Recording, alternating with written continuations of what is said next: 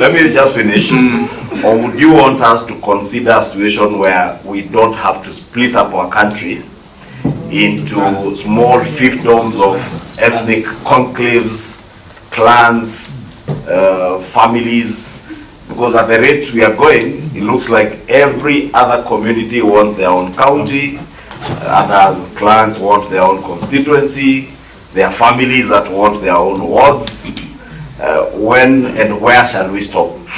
Your Honor, this one is being brought by the wordings of our elected leaders with what they say. For instance, if you say that a country belongs to shareholders, where is my share? Where is my share? Where is my share? And this doesn't go well with others because they just sit, but when it blows out, it becomes an issue. And we've seen it happening in other countries, including one but typical... Michael, what I have heard being said is government has shareholding, not the country. When you talk about the government, it's the people. Government for the people, by the people, with the people. So if you don't participate in electing a given government, do you have your share? You have a share to get service and be served by that government through camouflage. But let us be honest. No, let me also be honest. Yes, Michael, because what has been said, and I know particularly what you are quoting, is that when you subscribe into a government by voting for it, yes, by supporting it, yes. But when a government is elected, it is elected to serve all the people of the country, yes, irrespective of who you voted for, yes, and who you didn't vote for. And, yes, as an elected leader, I can tell you that yes, there are many people who never voted for me. At least 9,000 people did not vote, yes, for me, or close to another 60,000 people voted for me. And that is the essence of having our elections done through secret ballot. Okay. You do not know who voted for you. But when I am appointing people to my office, yes, then I would want to look at people who subscribe to my ideals and what I want to do.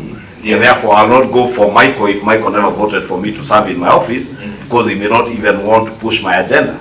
And I think that's the genesis of that statement. But my question to you was very simple. Yes.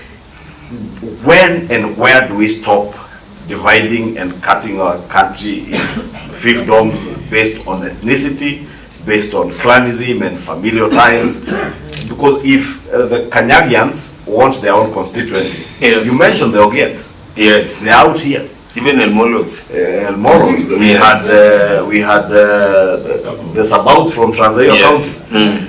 And whereas they have every right to claim marginalization and everything, two of the people who are seated where you are seated have served. One is a deputy governor in Transaia. Another one I think was a former majority leader, former deputy speaker or the speaker of the county assembly. Yes. In the county they claim marginalization. Yes. So my question as to where it will stop, because must you as Kenyans, yes, have your own constituency, yes, for you to be heard, or for you to feel that you're included in the leadership of the country?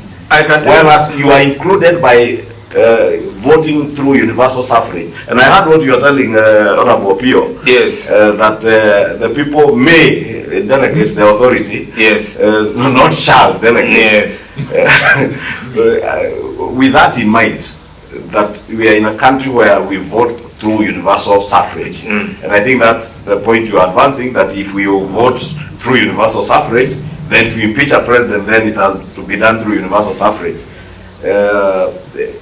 With that in mind, Kenyans vote in Homa Bay, they will vote for whoever they vote for, and they are heard and they have their stake through an electoral process. What I can say, Your Honor, if you may allow me, is that I wanted to give an example with one of the counties. Final remark, that is Siaya County. You saw the composition whereby cabinet officers were being chosen. People from Gale constituency are trying. They were left out. The directors also were being taken, and chief officers. They were left out. So with ministerial positions in the county government, they were left out. So where does that put the people get? It's the same thing even as we were asking ourselves. So what is this?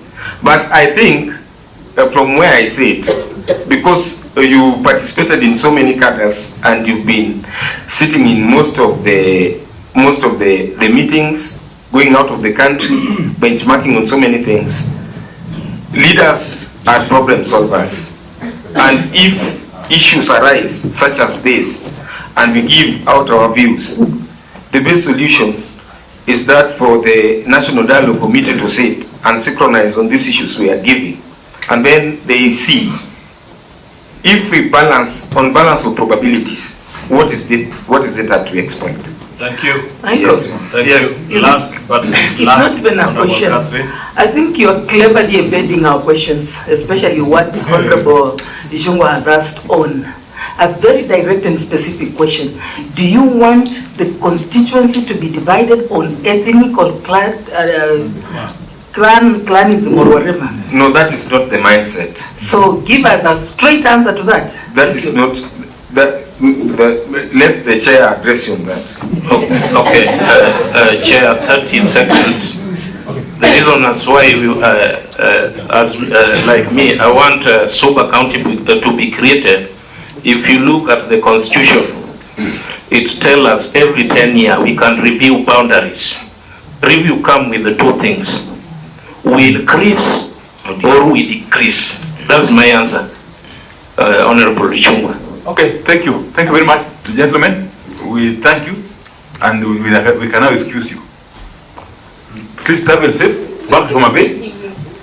Now, you shall, in other words, the chair is saying, you shall now take leave, not you may. Asante sana. Travel safe back to Mutembei. Asante sana. Yeah. And Michael, I am certain the people of Gem are getting service from the county government of Sierra, irrespective of whether they are represented in that government. They cried the other time. We are taking a 10 minutes break. The witness is not here. We can make it 5.